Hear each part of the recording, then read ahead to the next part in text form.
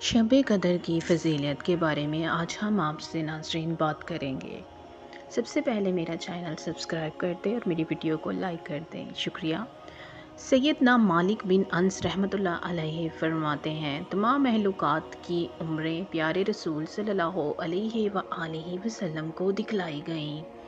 جب آپ صلی اللہ علیہ وآلہ وسلم نے اپنی امت کے لیے سب سے کم عمر دیکھی تو آپ صلی اللہ علیہ وآلہ وسلم غمگین ہو گئے۔ چونکہ کم عمری کی وجہ سے آپ صلی اللہ علیہ وسلم کی امتی سابقہ امتوں کے برابر اعمال صالحہ انجام نہ دے سکیں گے، تو اللہ عز و جل پیارے رسول صلی اللہ علیہ وآلہ وسلم کو شب قدر کے ساتھ جو دوسری امتوں کے 1000 مہینوں سے افضل ہے۔ شب قدر میں عبادت کی فضیلت۔ پیارے نبی صلی اللہ علیہ وسلم نے فرمایا، جس نے شب قدر میں اخلاص اور ایمان کے ساتھ عبادت کی تو اس کے سابقہ